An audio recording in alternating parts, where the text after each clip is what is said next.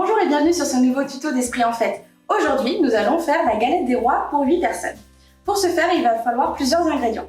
Il va vous falloir 190 g de poudre d'amande, 100 g de sucre, 100 g de beurre, 5 œufs, 2 pâtes feuilletées. Il vous faudra en ustensiles une maryse, un fouet, un pinceau, bien sûr un saladier. On n'oublie pas le plat à tarte pour mettre notre bonne galette dedans et surtout le tablier pour ne pas se tacher. Et pour les enfants, on n'oublie surtout pas la fève. Pour ce faire, avant toute chose, il faut se laver les mains. Suivez-moi.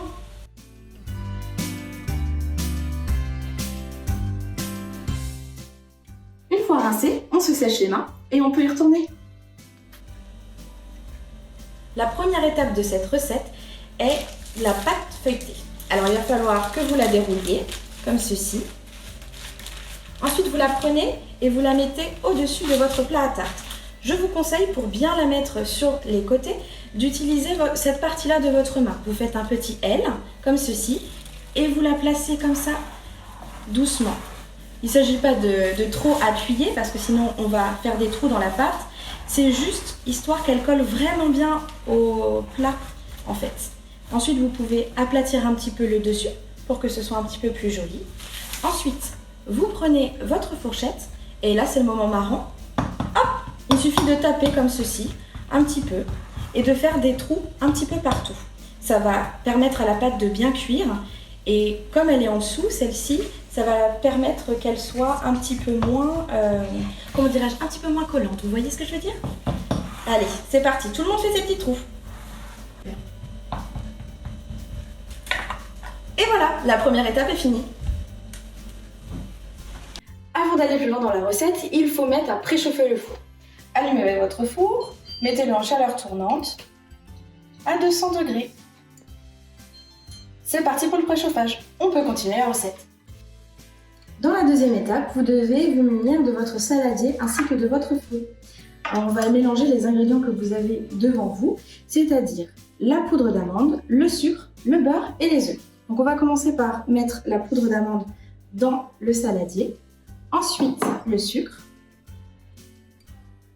Nous terminons par le beurre qui aura été sorti un petit peu au préalable pour qu'il soit un petit peu pommade. Si ce n'est pas le cas, vous pouvez le mettre un petit peu au micro-ondes. Je vous conseille pas plus de 20 à 30 secondes.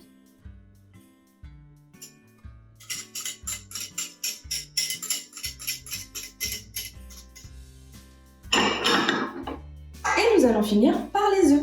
Il nous en faut 3. On évite de mettre les coquilles, bien évidemment.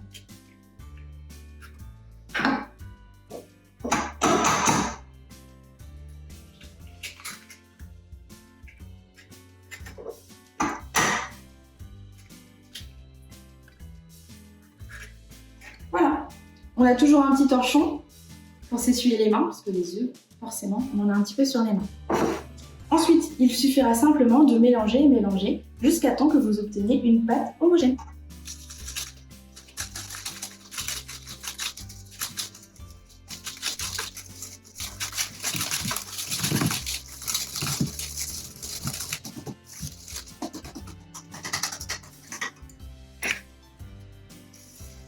Prenez la maryse et raclez bien les bords. Et voilà, notre pâte avec l'amande est prête.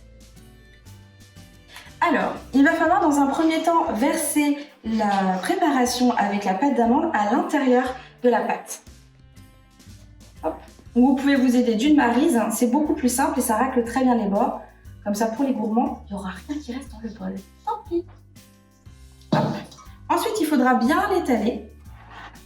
Comme ceci. Il suffit d'appuyer légèrement sur la maryse et vous faites tourner votre plat. Comme ça, vous pouvez en mettre partout et à peu près la même quantité. Comme ça, ce sera bien homogène.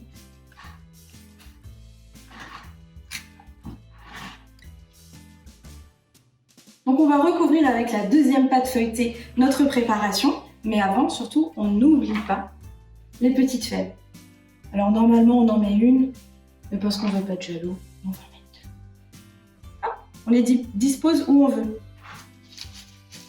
Ensuite, on déroule la pâte, comme ceci.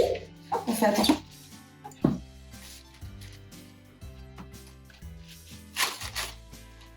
Il faut bien qu'elle soit à plat. On la prend et on la retourne par-dessus.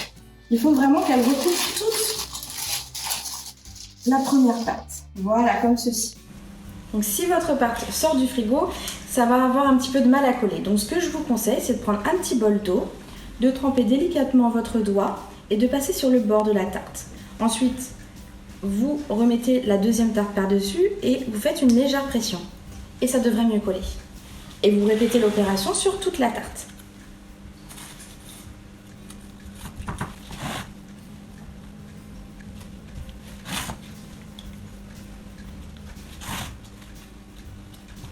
Et voilà! C'est le moment maintenant où vous pouvez vous amuser et faire des petits dessins. Alors il faut prendre un couteau qui coupe bien, donc surtout faites attention et demandez à un adulte de vous aider. Donc nous on va faire un petit quadrillage classique. Donc il ne s'agit pas de couper toute la pâte, hein. Il faut juste faire des dessins dessus. Donc il ne faut pas appuyer trop fort.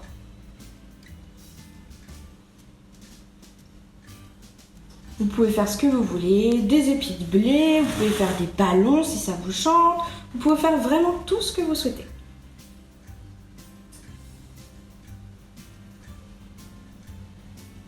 Et voilà, le quadrillage est fini. On arrive maintenant à l'avant-dernière étape. Donc il va falloir casser 2 œufs pour en récupérer juste le jaune. Donc il faut vous munir de 2 récipients différents. On casse un œuf. On laisse couler le blanc, on le transvase dans l'autre coquille et on répète l'opération pour qu'on ait vraiment que le jaune. Hop. Et voilà, on a donc nos 2 petits œufs. On met de côté les blancs puisqu'on n'en a pas besoin. Vous pouvez le réutiliser pour plein de choses, pour faire des mousses au chocolat un petit peu plus aériennes ou des financiers. Ensuite, il faudra vous munir d'une fourchette pour battre les jaunes d'œufs. Regardez, comme ceci. Voilà. Une fois que cela est fini, vous pouvez mettre de côté votre fourchette puisqu'elle ne nous servira plus. On va se munir du pinceau et il va falloir badigeonner toute la tarte. Alors n'hésitez pas, c'est ce qui va donner un petit côté croustillant et surtout super beau à la tarte. Elle va être très dorée, magnifique.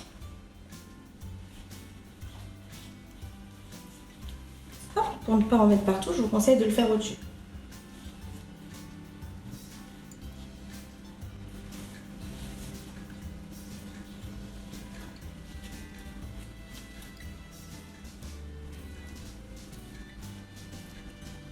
Et voilà, notre tarte maintenant est bien badigeonnée et cette galette peut partir au four.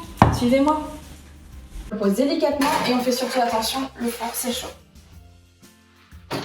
On referme. Et c'est parti pour 20 à 30 minutes. On n'oubliera pas de vérifier de temps en temps la cuisson pour voir si notre galette est bien jolie.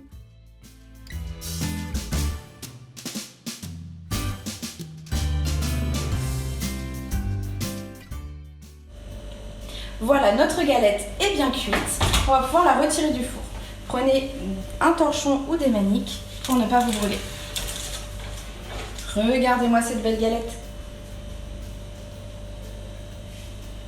Et voilà, notre galette des rois est enfin prête, il ne reste plus qu'à la couper et à la déguster. N'hésitez pas à vous abonner et à activer la petite cloche pour vous tenir au courant de tous nos tutos. Je vous souhaite une bonne journée et n'hésitez pas à nous envoyer sur notre compte Facebook Esprit en Fête les photos de vos réalisations. À bientôt!